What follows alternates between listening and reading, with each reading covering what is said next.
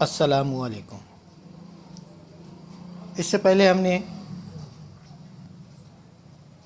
पाठ क्रमांक 3 हमारी प्रकृति देखे, अपनी प्रकृति। इसी पाठ के हम शब्द वाटिका नए शब्द देखेंगे। हर्ष, आनंद, क्षण, पल, प्रकृति, निसर्ग, अद्भुत, अनोखा। इसी प्रकार से मुहावरों का उपयोग वाक्य में सुंदरता लाने के लिए किया जाता है। मुहावरे और उसका अर्थ देखेंगे। नेकी और पूछ पूछ। अच्छे काम के लिए पूछने की आवश्यकता नहीं। अगला मुहावरा है भाव विभोर होना। भाव विभोर होना, इसका अर्थ है आनंदित होना, खुश होना। उसके बाद देखेंगे हम भाषा की ओर। निम्नलिखित शब्दों के समानार्थी शब्द कहानी से ढूंढ कर बताओ। हमें कहानी से ढूंढना है इन शब्दों के अर्थ, या इन शब्दों के समानार्थी शब्द कौन से है वो ढूंढना है। आकाश, आकाश का समानार्थी शब्द कहानी में उपयोग किया गया है आसमान।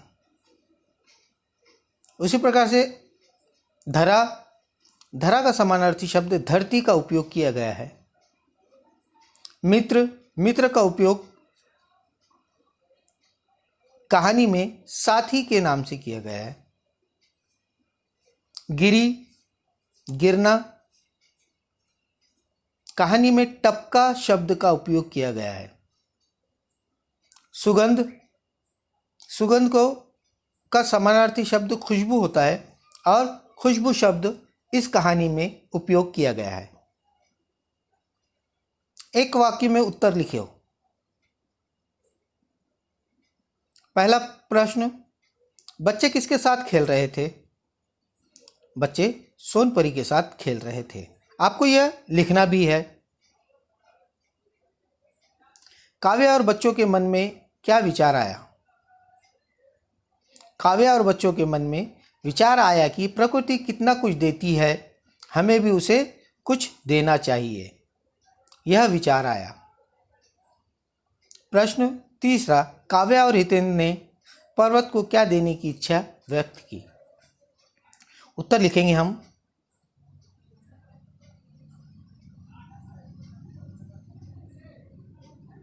काव्या और हितेंद्र ने पर्वत को मिठाई देने की इच्छा व्यक्त की। उसके बाद प्रश्न क्रमांक 5, शर्मिष्ठा और कृष्णा ने अपनी गुड़िया किसे देनी चाहिए? शर्मिष्ठा और कृष्णा ने अपनी गुड़िया किसे देने की चाह व्यक्त की?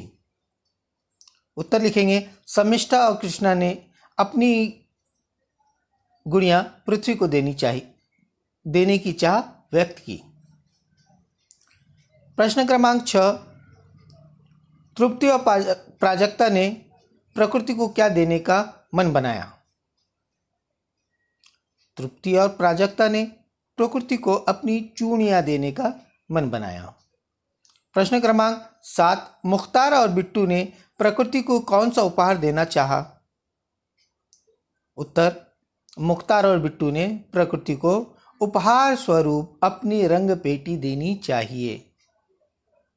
चाहिए होना चाहिए था, यहाँ पे चाहिए। किसने किससे कहा बताओ?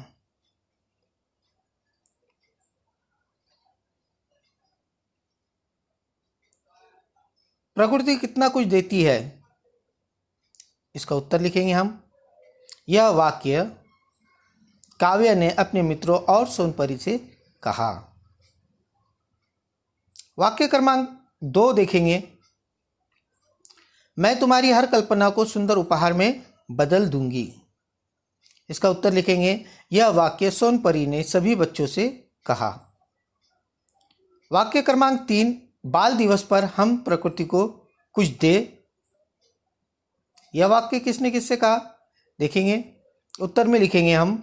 यह वाक्य सभी बच्चों ने सोनपरी से कहा। वाक्य क्रमांक 4, नेकी और पूछ पूछ। इसका उत्तर लिखेंगे हम। यह वाक्य सोनपरी ने सभी बच्चों से कहा। पाठ क्रमांक 3, अपनी प्रकृति स्वाध्याय समाप्त हुआ। और एक सूचना है आपके लिए कि हिंदी नोटबुक में पूर्ण स्वाध्याय लिखना है। इसके पहले के भी पाठ के और ये पाठ क्रमांक 3 के भी।